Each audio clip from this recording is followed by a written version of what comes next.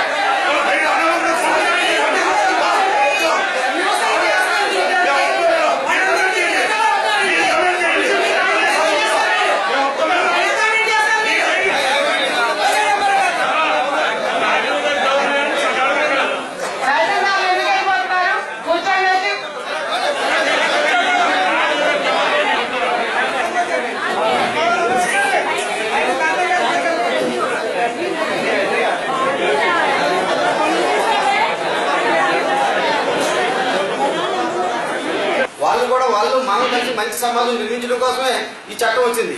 ఈ చట్టం అందరి కోసం, అందరికీ నిర్దేశించింది. వారికి కూడా ఇదే ఆర్టీఓ గారికి కూడా ఇదే ఇన్ఫర్మేషన్ యాక్ట్ హెల్ప్ చేసిన సందర్భం కూడా ఉన్నాయండి. కానీ వారు అలా వెళ్ళిపోవడం కరెక్ట్ కాదు.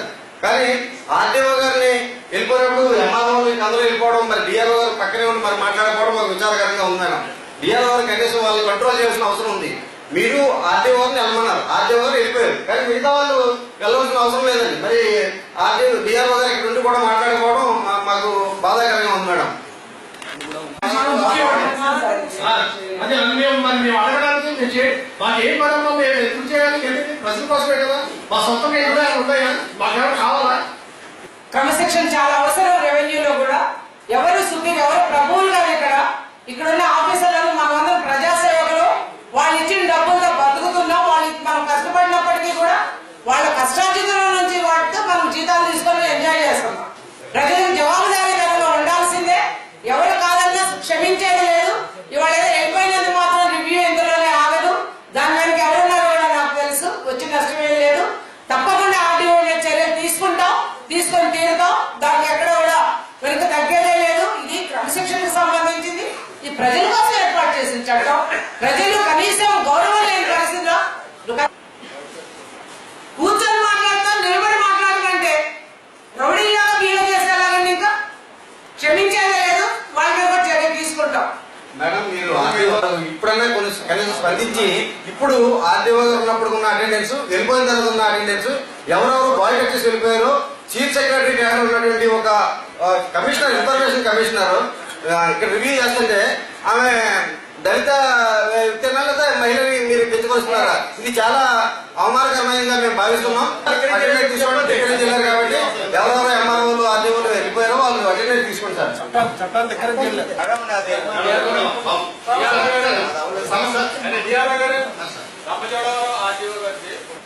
కలెక్టరేట్ కి 12/8/2015 అప్లికేషన్ అయింది మేడం. దాన్ని